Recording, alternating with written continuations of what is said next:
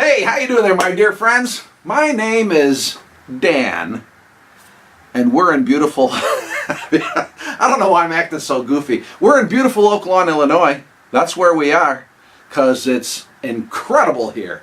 Not really, but...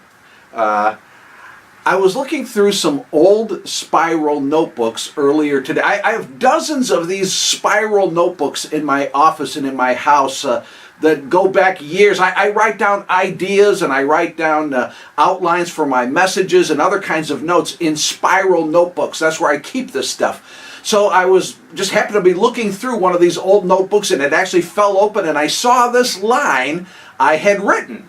The line I wrote was, "When God interrupts." That was the line. I don't remember the larger context that led me to write down that line. Again, this was long ago that I wrote this, but the thought struck me again. When God interrupts. I saw it written there. Sometimes, not always, sometimes God will interrupt what we're doing. Like, we got plans and we're going about our business, and God interrupts our plans. He interrupts our normal routine. He may just interrupt our lives with something that He's now going to do. He interrupts with new plans, His plans, a whole new direction that we're going, that we may not have been expecting. We weren't expecting it. For example, God interrupted a guy named Abraham. We read about this in the Bible. Just kind of, God interrupts him. God interrupted a fellow named Noah. You heard about him, right? With this big boat that God had him built. I mean, God interrupted this fellow Noah with something that he would have never, ever imagined. God really interrupted the life and the activities of a guy named Saul.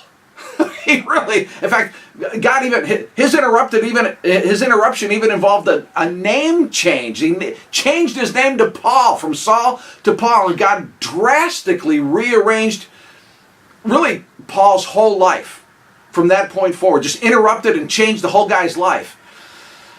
In my old spiral notebook, it says, again, here's the line, "When God interrupts."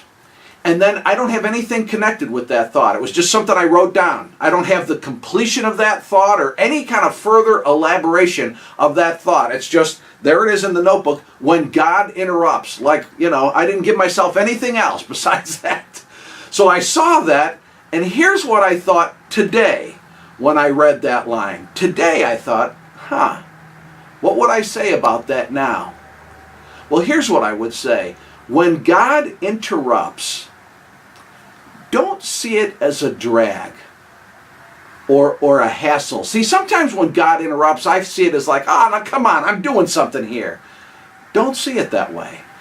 Don't see God's interruptions, I'm talking to myself as well as you, don't see God's interruptions as like some unnecessary distraction from like the real important stuff that you're doing. Rather, when God interrupts, be open. Be ready. When God interrupts, be attentive. Be responsive to God. See, God's interruptions involve His divine intentions for us. And God's plans, God's interruptions are always the right interruptions, and they're always the right plans.